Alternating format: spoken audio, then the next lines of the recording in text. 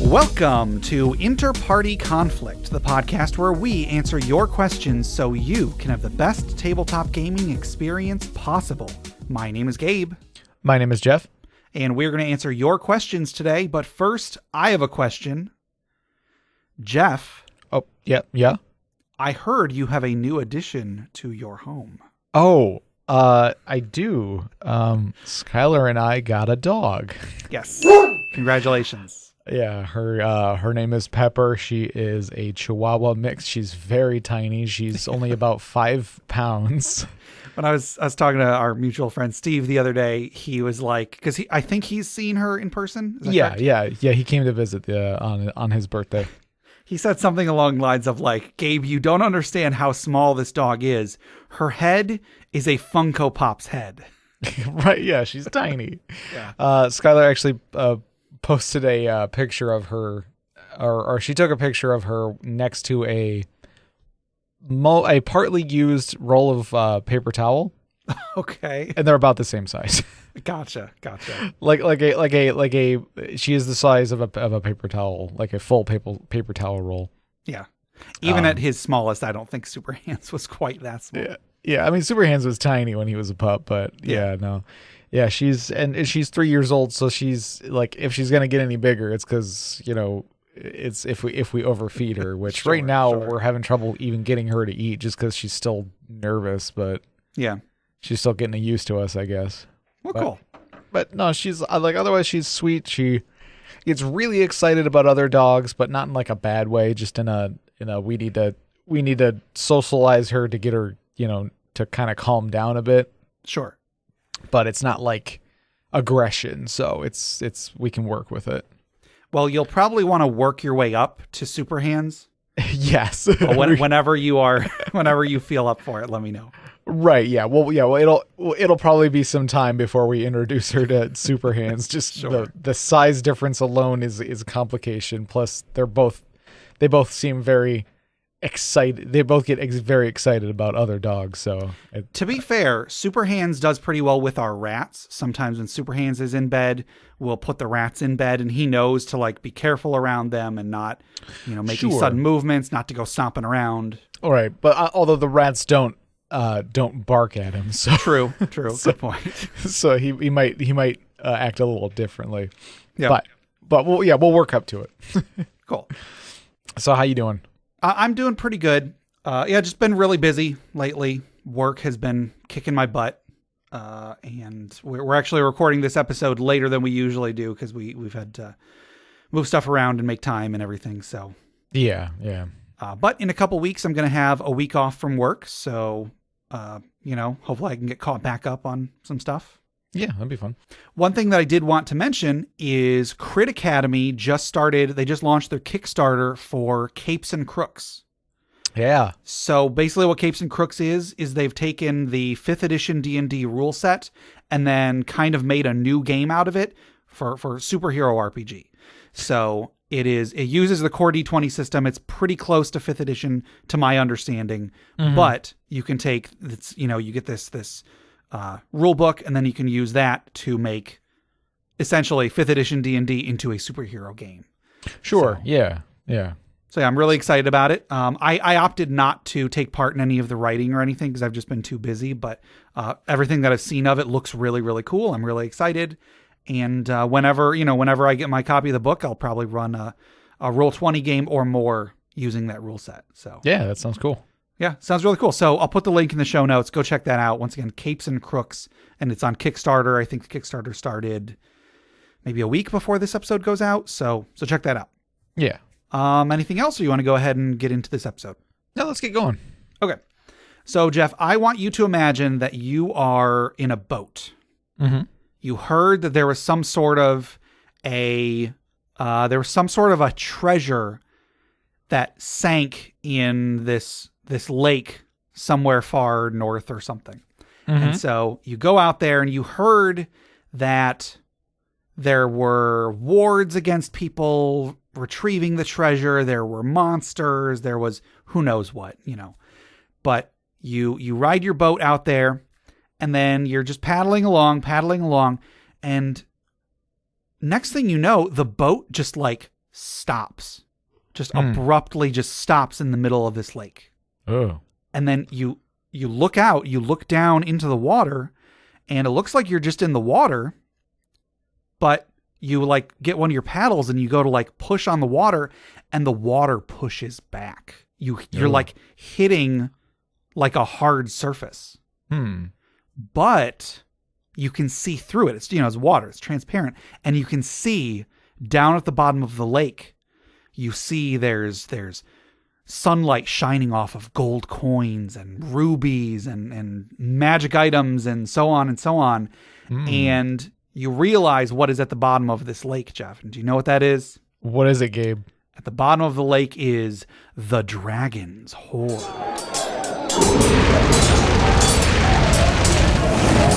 Apparently there was a dragon, I guess. The dragon was operating the boat or something. So anyway, today's magic item was submitted by Arcanist Winterbrand via email. And the magic item is sea glass oil. He actually submitted several like potions or consumables that we may use over the next few episodes. So cool. Keep an eye out. So the first item that we're talking about today, is sea glass oil. Harvested and distilled from aquatic plants growing in the sea of ice within the elemental plane of water. This oil instantly hardens the surface of a body of water into a glassy surface. Up to 50 square feet of still water, such as a moat or pond, or 25 square feet of running water, such as a churning river, can be affected by one vial. Each 5-foot square section has an AC of 13 and 1d8 or 5 hit points. Water affected in this way lasts 10 minutes or until destroyed. So yeah, it's a little vial of oil that you pour into water, and it hardens. It hardens for 10 minutes. That's really cool. Or at cool. least the surface hardens. Yeah. So it's neat. It's a way to like traverse over a body of water. Could be, yeah. If you're like on the sea and you get attacked by some sort of aquatic creature, you could dump some of this in the water, and then they would have a barrier they'd have to get through in order to get to you. Right, or give you some sort of like foothold in order to fight it or something. I don't know. Sure. You could use it as a prank if you are at a socialite's ball and somebody asks you to get them a drink, and you put a little drop of sea glass oil in there. So when they go to drink it, nothing comes out because it's hardened. Oh yeah, it just maybe put a fly in there too. Just Right, yeah. Just drop it in there and then yeah. No, I think this is kind of neat. Yeah, it's a neat item. I don't know. I mean, I know that there's the Dust of Dryness, which is an item. I don't know if it's in the 5th edition DMG, but it was in like the 3rd edition DMG. It was a dust that you throw it into a container of water or a body of water, and then a large amount of that water gets turned into this tiny little pellet that you can then, like, if you break it, all the water comes out. Yeah. There aren't many other things I can think of that like affect a body of water. You know what I mean? Right. Yeah. I'm not too sure. It's looking like Dust of Dryness exists in 5th edition. It does. Okay. Yeah. I mean, I've never ever used it in a game, so I've never sought it out. Right. But, one thing that this does make me think of, it's not exactly this, but I used to work in an old folks home. And if we ever had residents that had difficulty swallowing, or like they would choke on water, one option is that you can give them thickened liquids, because if you're having trouble swallowing without choking, it's actually easier to swallow something that's really thick, like honey, as opposed to something that's really thin, like water. I can attest, I choke on water all the freaking time. Yeah, my grandfather, he had a similar issue. He had an issue like that where he was basically, anytime he drank a liquid, he would like cough and choke him. At first we're worried like, okay, is he having an issue with his throat? And it's like, yeah, I mean, his throat just isn't what it used to be, but it's not like, it wasn't anything beyond like, he just needed to thicken up his liquids a bit. Sure. Yeah. So it's just it's just sort of like a gelatin stuff that just thickens up the water, makes it easier to swallow. Yeah, like there were some liquids that we would give to residents that was pre-thickened, like you would just get basically a little juice box, but it would be either nectar thick or honey thick. Like those are the two main thicknesses. And then if there was something if somebody brought in something for, their grandmother or whatever, there was a powder you could pour in there that would thicken it up. So yeah. And then, fun little fact, at least in the place that I worked, I imagine other places do something similar. If you went into somebody's room and you weren't sure if they were allowed to have liquids or not, there was actually, rather than having a sign saying, do not feed this person liquids or whatever, they would try to avoid things like that because that would kind of override their... It could be embarrassing if they have to have a sign on the wall, whatever. But instead, what they would do is they would put a painting on the wall of either a bee, in which case they needed honey thick liquids, a flower if it was nectar thick liquids, or if they weren't allowed to drink anything, a desert. Oh, okay. So just kind of like a little subtle thing for the staff to know at a glance whether they can be given liquids, but not in a way that might embarrass a resident in front of their family. Right. Yeah. It doesn't draw attention to it, but exactly. It gives the staff the information they need to help. Yeah. That's cool. Fun little thing. Anyway, I actually had my wife pick which item we were going to do today, and I described this one, and she was like, "Oh, it's like when you worked at that old folks home." Oh, cool. All right. Yeah, not quite the same. Right. But, interesting. Yeah. Now, here's a question. Mm-hmm. Let's say you were to maybe get some of this into water that was being poured out of a vessel, and then it hardened into like a spear. Huh. Is there a way you could weaponize this, is what I'm asking. Sure. Like, could you throw it at a waterfall? Sure. Or something, and sure. Like, you might get like little shafts of hardened water that you could maybe use as like a quarterstaff or something. Yeah. If you were to throw it onto a water elemental, what would happen? Would it get like petrified or held? Huh. I would. Well, I mean, like there's certain things that a water elemental can do because it's water. So I imagine like it can no longer do that, but maybe it gets like bonus to its AC or something. I don't know. Okay. Yeah. Or because it's basically brittled itself, it has less of an AC. I don't know. Maybe like its AC goes up, but it gets a resistance to, or no, it gets I was going to say it gets a weakness to bludgeoning, but that's not a thing. And it gets weakness to bludgeoning. Yeah. So it takes double damage from bludgeoning weapons. Yeah, that's kind of cool. Yeah, there's definitely some potential with this item. Yeah, I'd have to look over the actual stat block of a water elemental, but I'm sure there's something you could be like, there's some effect you can give it. Sure. I'd say you'd want to do something that it buffs it in one way but weakens it in another, because like when a player is like experimenting like that, it's kind of tough to be like, oh, you screwed up and made it 10 times worse. Sure. It's like, it could be like, well, you've given it this powerful attack, but now it's weak to whatever. Sure. Like, I feel like you always got to do a give and take thing. Yeah. So yeah, I thought this was a fun item. It definitely has a lot of uses that we can come up with, and I'm sure other people could come up with more. So yeah, it's really cool. Good job, Arcanist Winterbrand. Once again, that was the Sea Glass Oil submitted by Arcanist Winterbrand via email.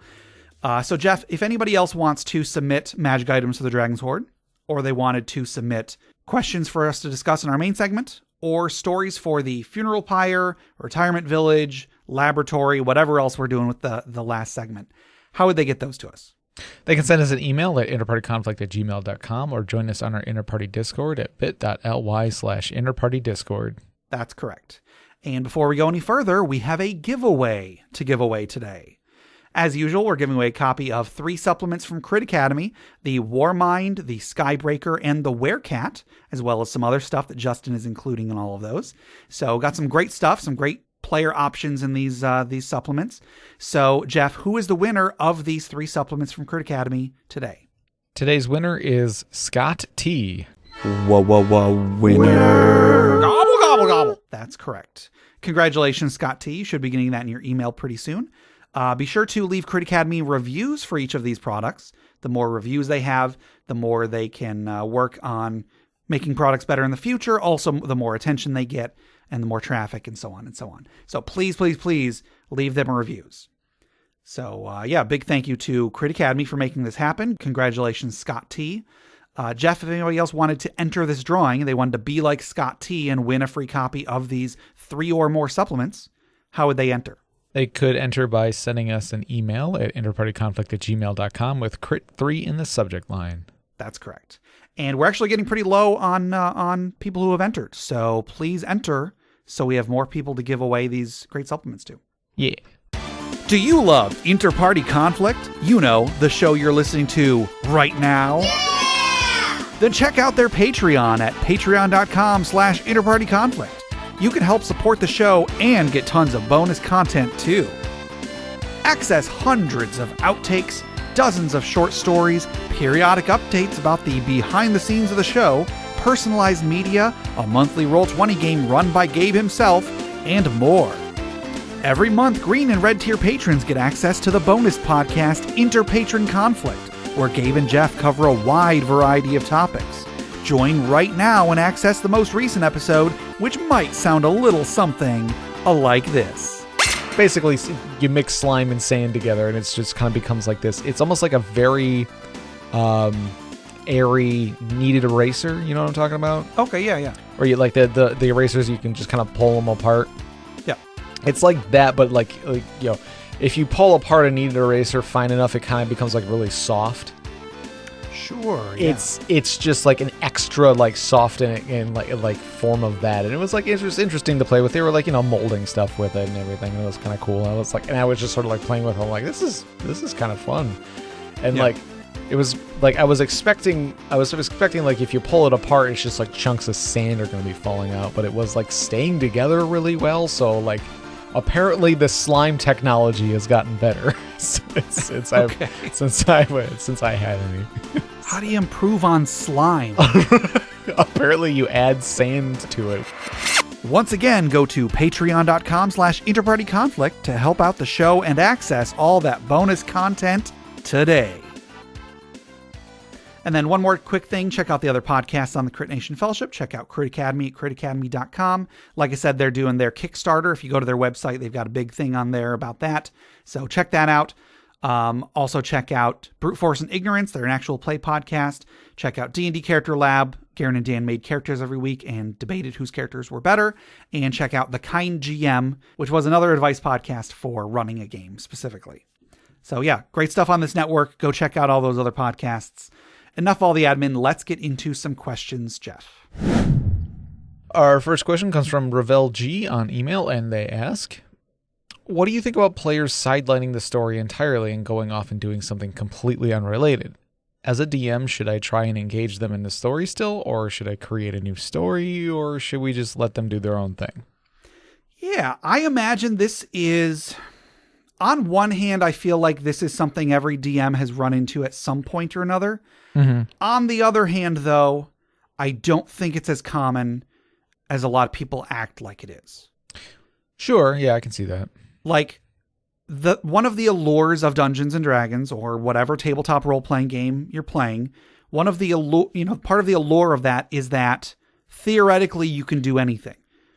Maybe you don't want to do anything, but you have the option.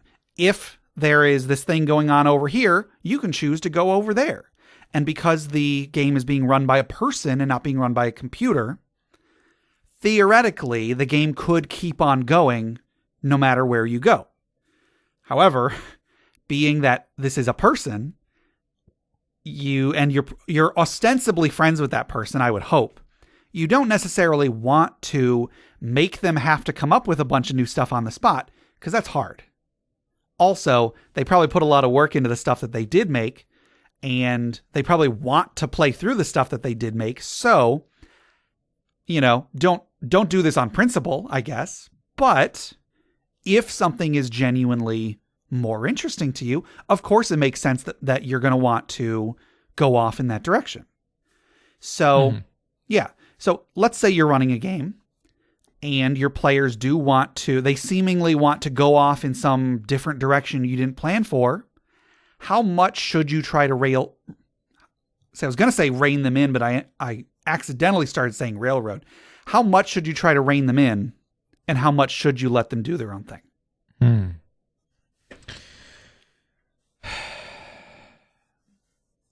Yeah, I don't know.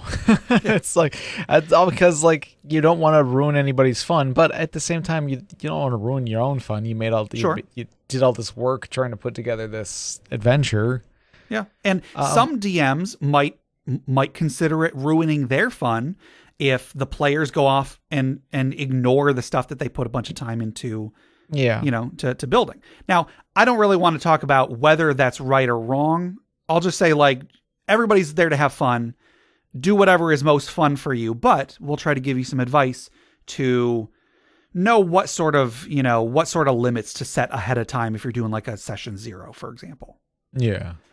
See, I feel like this isn't as common as people act like it is, because in so many of the games that I have run, whether it's our Patreon games we've been doing for the podcast, whether it's games that I've run for the library where I was teaching, new players how to play, or just games that I've played just with us in our group, I find that most of the time the players are there to follow the hooks.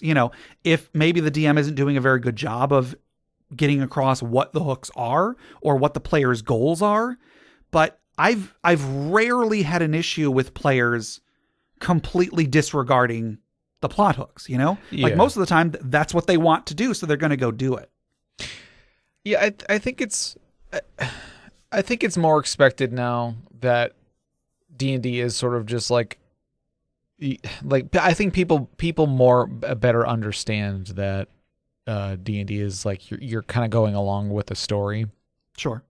Because like a lot of the times it would be first introduced to people as, oh, you can do whatever you want. Yeah. But I think because it has become more mainstream and people have seen it and seen what D&D can be, they have a better understanding of like, oh, okay, the Dungeon Master is basically telling me this story and I get to be part of it. And, I can do whatever I want within that story, but I still, but they still understand that they're in a story. Sure. And people want to know what happens next. Like people like reading books because they want to see what happens. They want to they're watching the movie and they want to figure out who's the bad guy or whatever. They like people like mysteries. People like stories. Yeah. And so I think that's the more general appeal. That's like when D&D was more niche, I guess it was more like specific to like your own like personal like hero fantasy or something like that. You're basing it off of other stories, but you're trying to make your own story individually. Sure. But I think now that D&D is more mainstream, I think the people that are consuming it are the same people who consume stories and movies and books and things like that. So I think they have a better understanding of like, okay, cool. I'm listening to a story, but also I'm playing in it. Sure.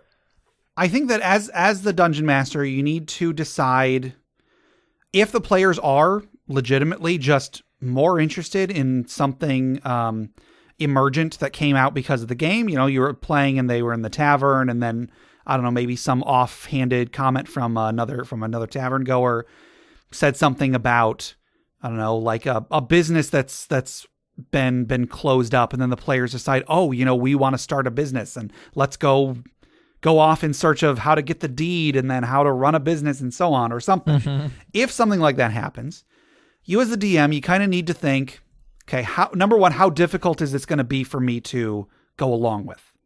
Because I might be all for letting the players do their thing, but I don't know how to adjudicate that.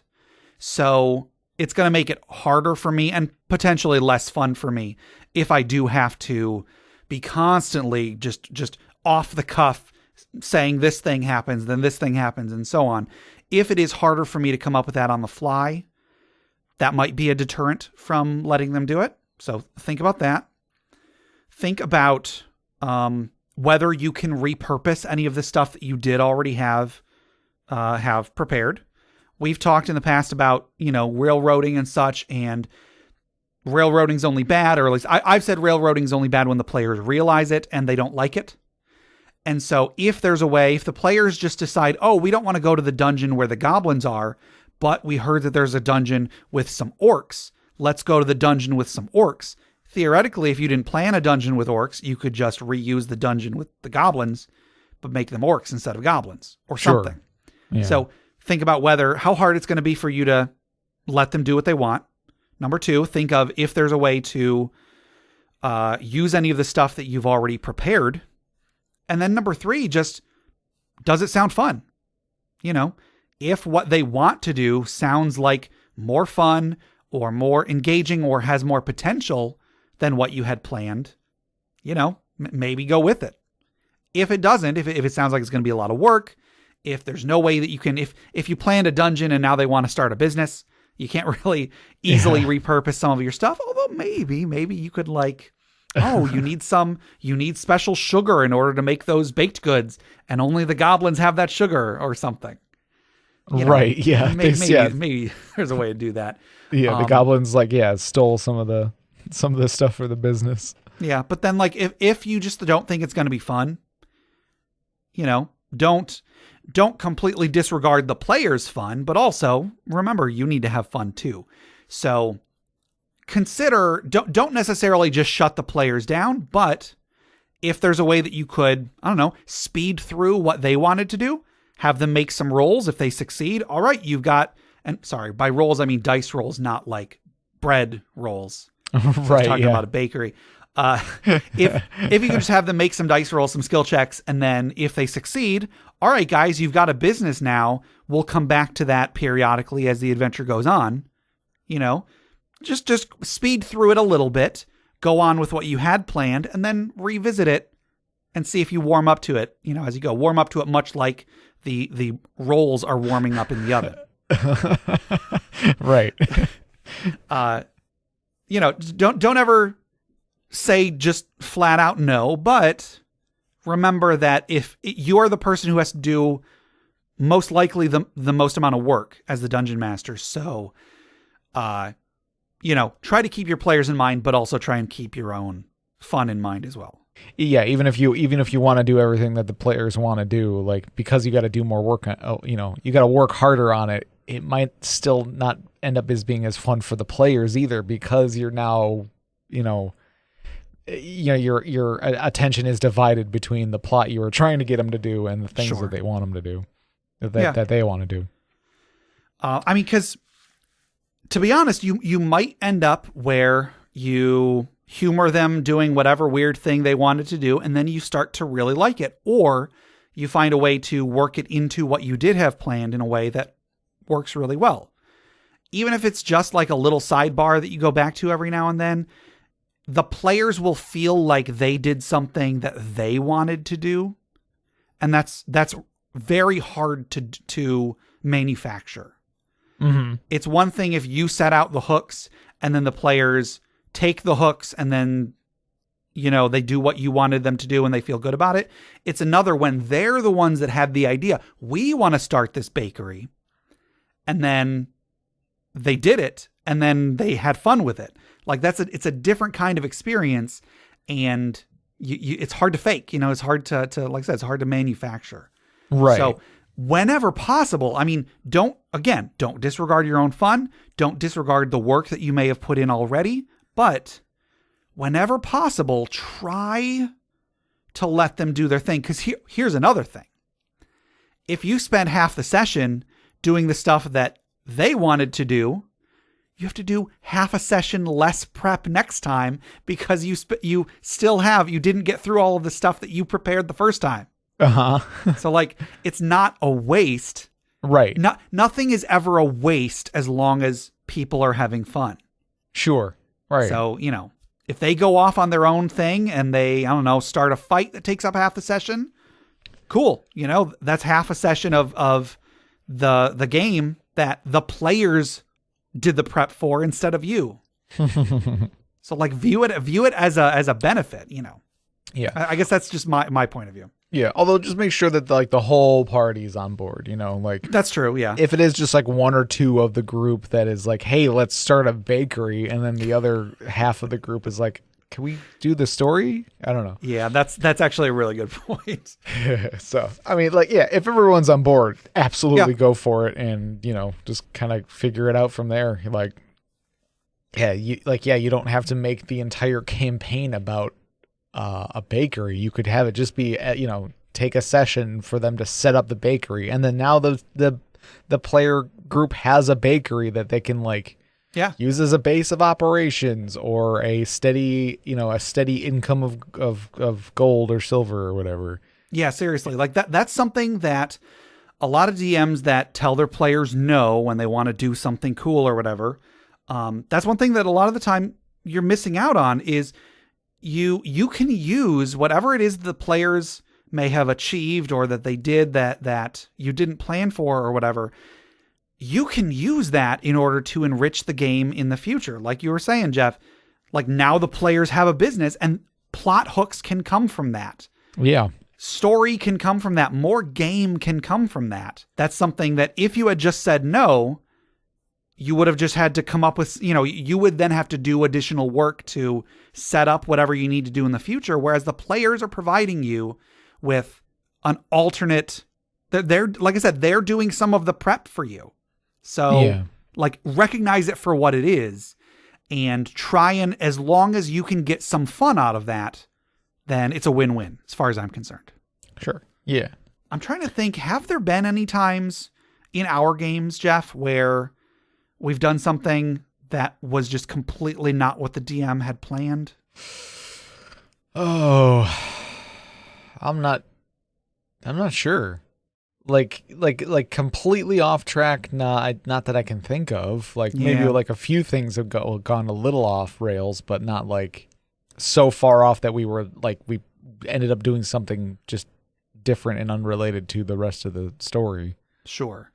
So I remember a long time ago in like episode 10 or 20, it was like one of our first little milestones. I talked about the worst DM that I ever played with. Oh, right. Yeah. I think I called him Trey.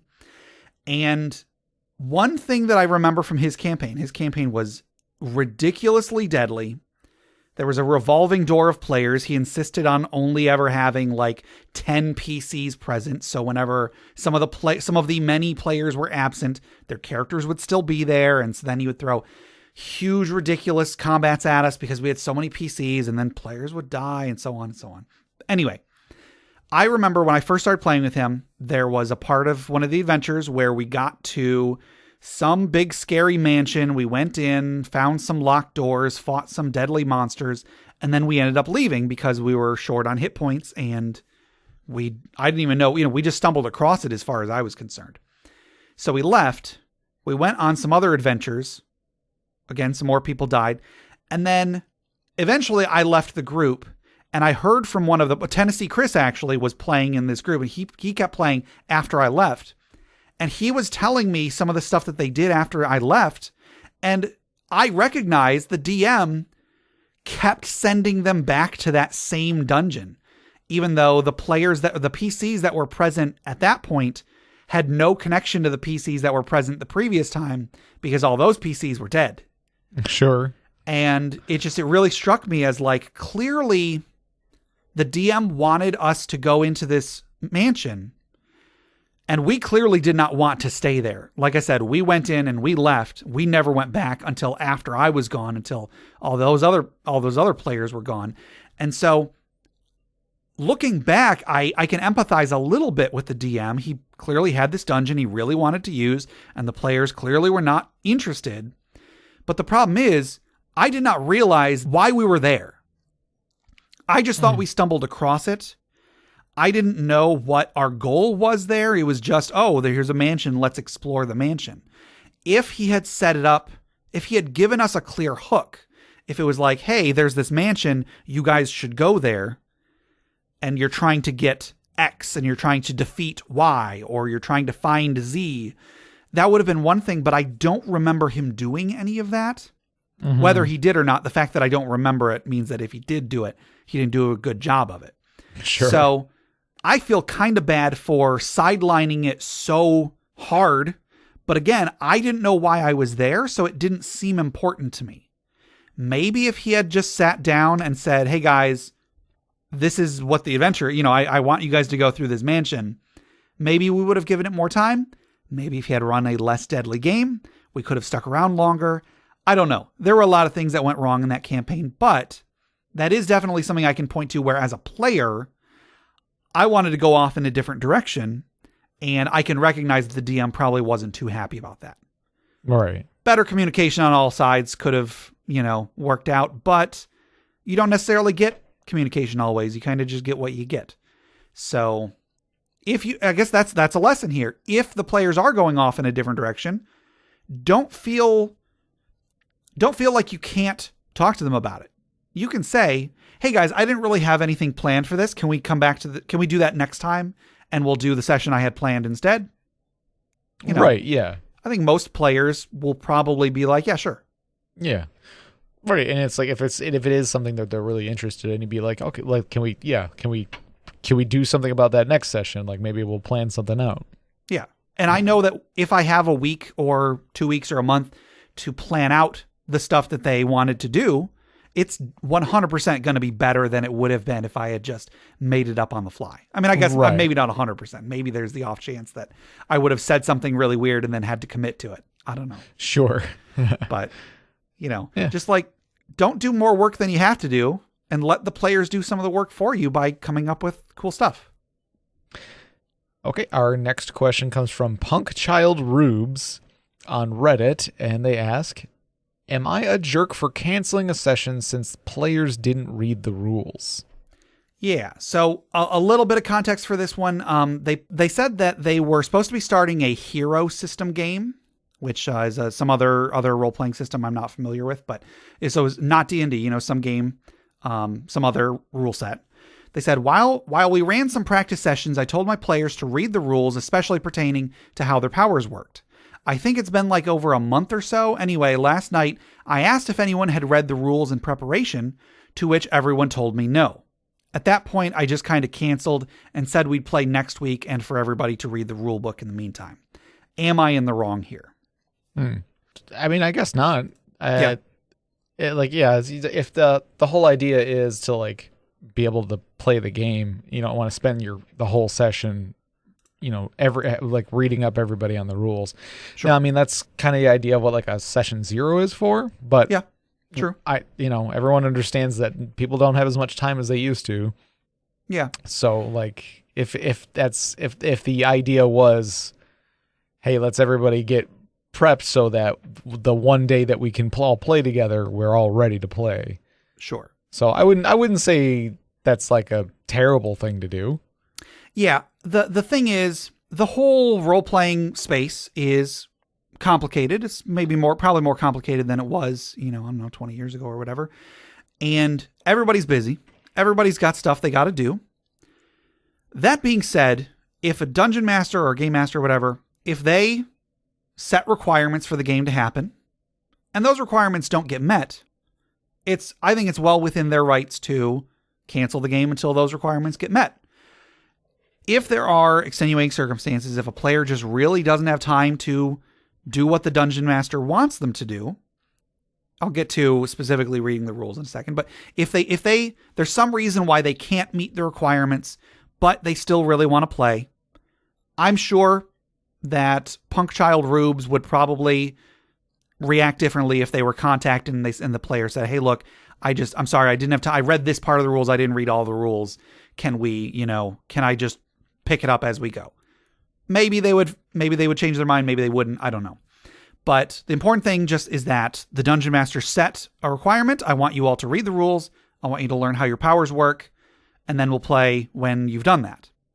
That by itself, I don't think there's any problem with that. Like, maybe some people out there might adjudicate it differently. Maybe you'd say, it's no worry, you can just pick it up as we go, blah, blah, blah, whatever. But it's well within Punk Child Rube's prerogative to make that decision. I think that reading the rules is a pretty good indication of like how something like this could go. because a lot of games you don't really have to read the rules, especially in a game like D&D. As long as you know the core mechanics, you roll a d20, you add one of your ability scores plus proficiency or not. As long as you know the basic rules, you can get by without knowing the rest of the rules.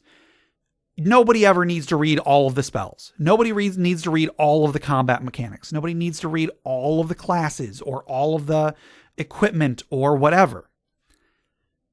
That being said, as a dungeon master, if I asked the players to read part of the rule book and they didn't, it would bother me. Sure. Like, again, I know we're all busy. So's the dungeon master. And however much time you think the dungeon master is asking of you, they are probably putting in more than that. Most likely they are putting in more than that.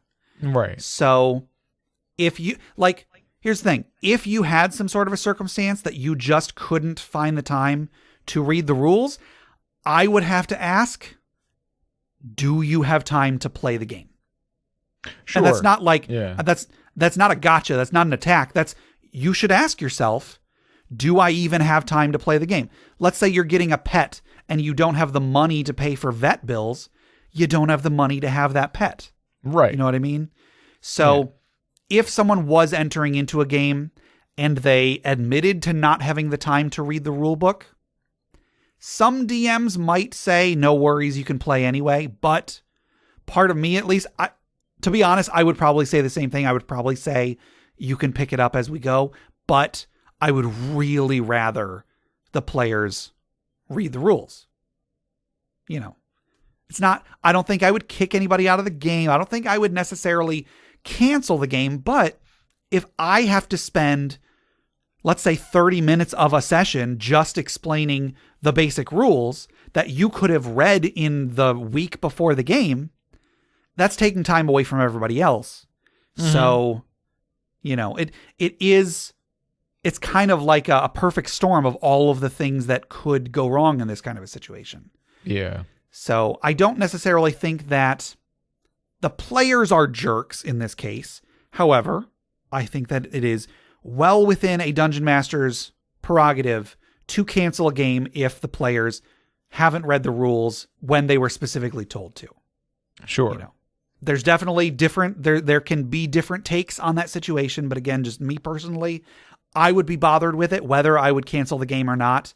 It would get on my nerves. So kind of like with the previous question with if you understand the dungeon master is putting out those story hooks and you can choose to either go along with the story hooks and let them do the thing they wanted to do, or you can force the DM to do a bunch of extra work going off on this other thing. Neither one is inherently bad, but you have to be able to understand that one of them is more courteous than the other, and one of them is more respectful than the other, I guess. Yeah. And I mean, it depends on the situation too. Because if it's like, a day or two or a few days before the session and this comes up and it's like, and you cancel, like that's, that might, maybe one of the players had to get their works, their work hours covered or something like that. So it was put them out a little bit, but I feel like it's harder to do something like this. Like if it's like when everybody's there, sits down at the session and then you go, okay, has everyone read the rules? And everybody goes, no. Yeah. Be like, well, we're already here.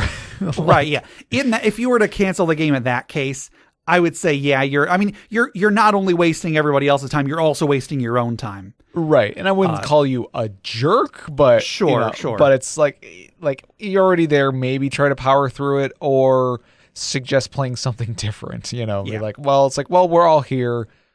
Let's play this board game instead, Sure. There have definitely been times where I've wanted to run a game and then everybody maybe some non-D&D game, some game that is understandably new to some or all of the players. There have been times where I've gone to run a game and then we got to time of the session and it turns out nobody, not necessarily nobody, but some of the players don't know anything about the rules. And in my cases, it's never been a game that was so complex that I couldn't explain it in 5 or 10 minutes. And then it's less of a big deal. We can just explain it and then go on.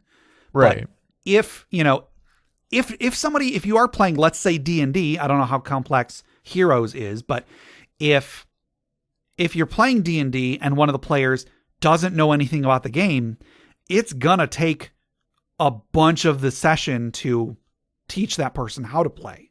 So like that is a harder putt, in my opinion. Right. But yeah, if everybody's already there, you can find some way to get through it. Maybe one of the players could help out the new player in making their character, and then you can do a brief overview of how the game is going to go, and then start going, and then they can just pick up as they go, I guess. Mm-hmm. So again, not necessarily that they're a jerk, but at that point you just got to think, how can I optimize my time? How can I optimize everybody else's time? How can we optimize the fun that happens at the table? Right. Yeah. Yeah. It's making a tough call, and that'll sometimes make you seem like or feel like a jerk. Sure. Yeah. But yeah, you are making that tough call of like, okay, what is going to be the best use of all of our time in this situation? Because like if we didn't have if nobody had the time to read the rules, like you were saying, maybe we don't have time to play this game right now. We can play a different game. We can do something else. You know, or we can just cancel and try it another time. Sure. Yeah. So yeah, no, I don't see this person as a jerk. You know, everyone's time is valuable. You know. Yeah. Don't ever devalue your own time as well as anybody else's. Like if you put in the time to get a session, to make a session to play, then it's not unreasonable to ask the players make time to learn how to play the game, you know. Yeah. If they don't, it's up to you how you want to deal with it, but just everybody try to do their best and try to keep the fun going, you know. Right. All right. I think that'll do it for our regular questions for today, but we do still have our social media questions. Our last social media question was, have you ever played a character explicitly based on yourself? Do you recall if you have done such a thing, Jeff? I don't believe so. Maybe in second edition, I had maybe created a character that was more Jeff centric, but or Jeff focused. Yeah. But yeah, no character that was like explicitly me. Sure. And then I made a character that was explicitly me, but I didn't actually get a chance to play him. It's going to be in a Sharn campaign. Right. Yeah. But you know, I'm not against the idea. I have a friend that ran a game when we lived in Tennessee. Like I didn't play in it, but he ran a game for some of his friends that I think the players were explicitly playing themselves. Like they made themselves their own selves as characters in D&D, but then the story was that their characters all got like pulled through a portal, and whatever objects they had on them when they showed up to game, the DM made those objects into magic items. Okay. Like one of them had like their Nintendo DS in their pocket, and so the DM gave them like a little magical thing with like a camera, and they could look up information on it, but it had like a limited battery or something. Okay. So they made some fun out of it. That's a neat idea, actually. It kind of makes me think of Lost Room. Sure. Where like these mundane objects become these powerful artifacts. Yeah. Through some weird event. But yeah, no, I like the idea. It's like, oh yeah, your characters who are getting pulled through this, you know, dimensional portal into a D&D world, and like just the mundane items that you had in the real world when put into the world of Greyhawk or whatever. Yeah. They now have magical properties. Yeah. What properties would those things have? That's really cool. Like, yeah, they basically become powerful artifacts, and maybe they get stolen or something. I don't know. I think that there's a lot of cool stuff. That's a cool idea. Yeah. Yeah. It's definitely a neat concept. So we got a few responses on social media. And Jeff, you probably noticed I put the picture along with this question was the drawing by Steve Pierce art. Oh, of you riding the turtle. Right. So nice. Because it's such a good picture. Yeah, it's great. I love it. Over on Facebook, Colin W says, for a Christmas one shot, the DM and his wife made us all character sheets based on ourselves, and then played an adventure to rescue captured children from Krampus. I was designated to be a half-dwarf, short and bearded, a half-dwarf drunk monk, as I was usually the one to bring the beer to the sessions, and I've done some martial arts. It was really fun, and I've held on to that character sheet. And yeah, I feel like I would hang on to a character sheet like that if I was in that position. Darren W. says, yes, my first character, Malik the Aggrieved. He was an elven sorcerer with draconic magic that he got from being stupid enough to try to steal from the Red Dragon's horde. But the dragon took pity on him when he decided he didn't care if he died. Sadly, with the collapse of our group, Type A personality rules lawyer, not realizing that at 48 I was a first-time player. I know, late to the party. I wasn't 100% over the rules and winging it mostly. So Malik is at the moment trapped in a chamber with a deity who has him bound. My wife's tiefling rogue and the other two PCs, bard and half-orc, with no way out. But he was very based on my own personality.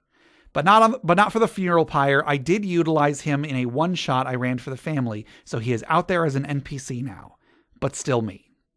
And yeah, that's pretty cool. Sounds like a cool story for a character that, started off with just being based on you. Right, yeah. Peter F. says, I feel like I know that character, indicating the photo that I chose. Right. So. Over on Reddit, Alistar the Minotaur says, when I played Amazing Tales for a one-shot, not only was the character based on myself, it was me magically transformed into a gingerbread man.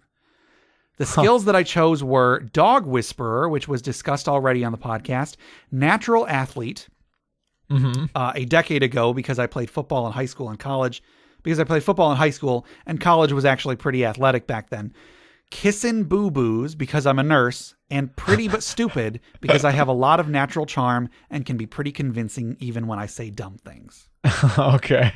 Yeah. Kissin' Boo-Boos. Yeah. Part of the fun of making a character based on yourself is what aspects of myself can I exaggerate to a heroic level? Right. So we didn't get anybody on Twitter, and over on Discord we got a few.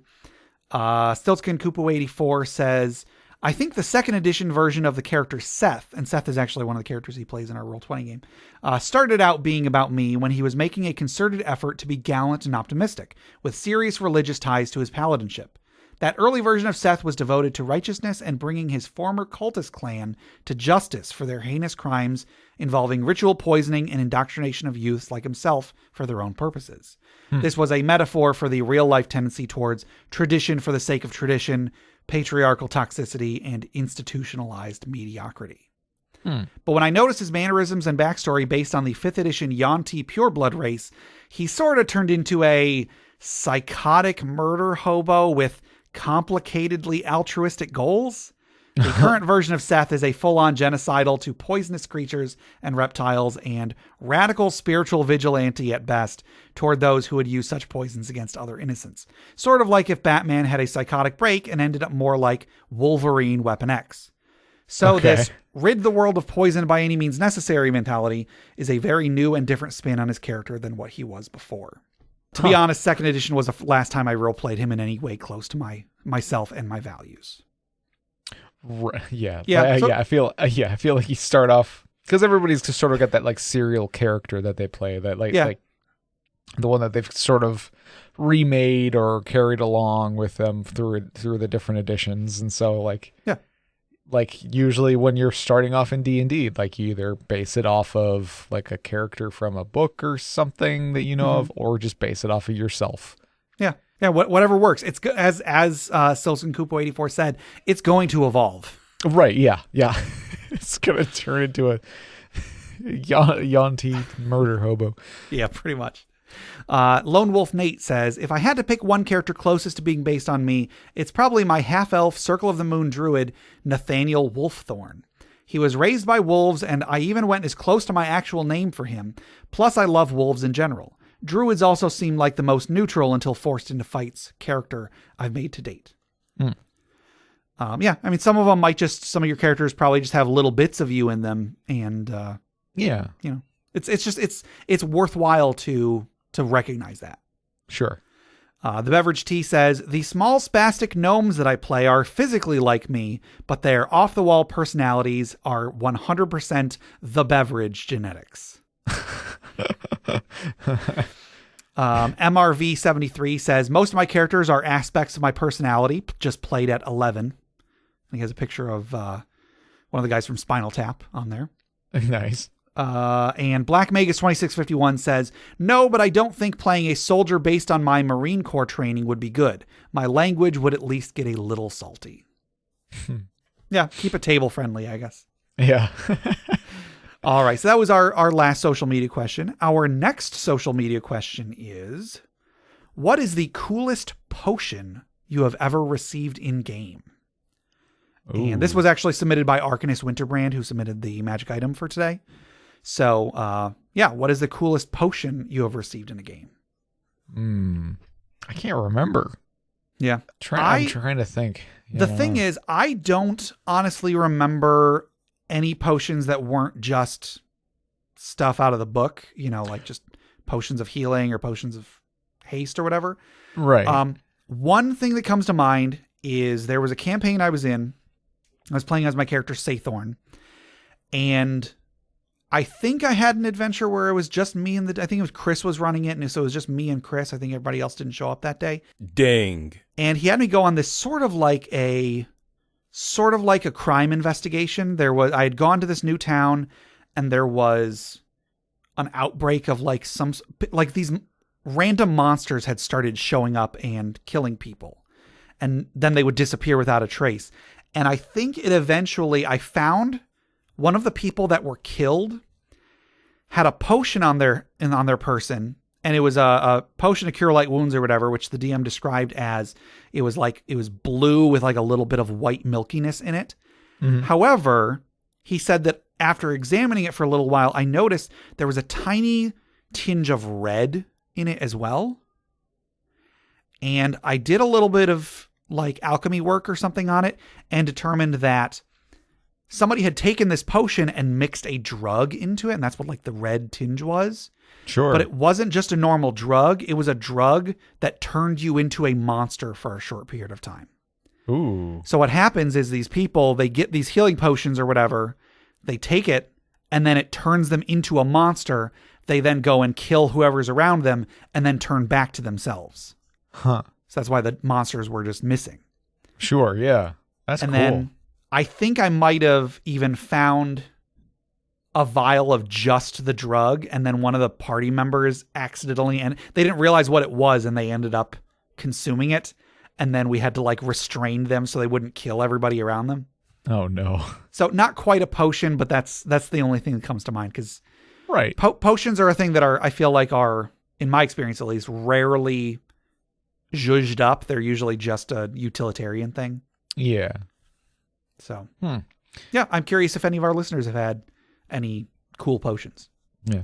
Didn't we have a question once that was like about mixing potions? We did. It was like basically what happens if you mix potions? Like yeah, Yeah, what comes of it? Does it? Yeah.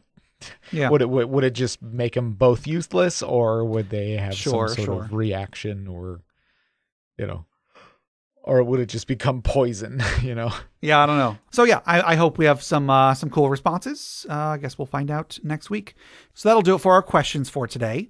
But before we close out, let's wind down. Let's take a deep breath. Let's remember those who have come before us, who have given their lives that we may have a better world to live in, as we toss another log onto the funeral pyre.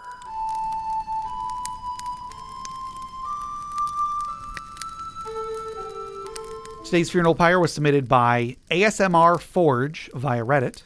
Mm-hmm. They said, Shadowrun. Our group had everything planned out perfectly. The infiltration was smooth, and my mate handed me the object to smuggle out of the building, and then a glitch. The rope cracked in two, and I fell. And I fell. And I fell. Oh, no. 30 floors and multiple combat rounds, doomed to become a glob of blood on the concrete. It was so dumb, the group, including myself and the GM, couldn't stop laughing for the rest of the night.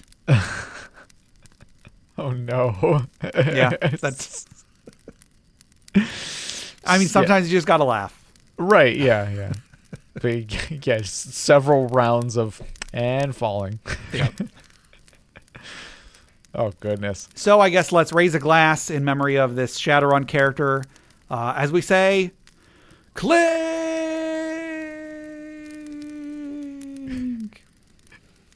Clink. That's perfect. All right. I think that'll do it for today. To submit questions for us to discuss, items for the Dragon's Hoard, or stories for the Funeral Pyre, please email us at interpartyconflict@gmail.com. For show notes, links to media mentioned on the show, and running lists of questions and magic items, go to interpartyconflict.com. Join the discussion on social media. We're on Facebook, we're on Reddit, we're on our Interparty Discord. Find us on Twitter at InPartyConflict. Check those out for our weekly social media questions. Your answers might end up on the show. Find us on the podcatcher of your choice. We're on iTunes, Google Play Music, Stitcher, YouTube, anywhere you download podcasts. Please rate, review, subscribe, or just tell a friend. If you'd like to support the show monetarily, check out the rewards at patreon.com/interpartyconflict. We have a few different tiers, so anything you can spare, even $1 a month, would go towards making the show better, and you'll get bonus content for it. Jeff, tell us about FriendQuest. FriendQuest is a YouTube channel where you can watch us play video games. Yes. Also, head over to bit.ly/interpartyconflict to take a short survey about our show, what you like, what you don't like, etc. And just for taking it, you'll get 2 free printable board games courtesy of the great people over at hollandspiel.com. And our music is made by Boxcat Games from Nameless the Hackers RPG. So, Jeff, until next time. I can't think of anything, Gabe. Well, that's it. We'll make another episode next week. Okay.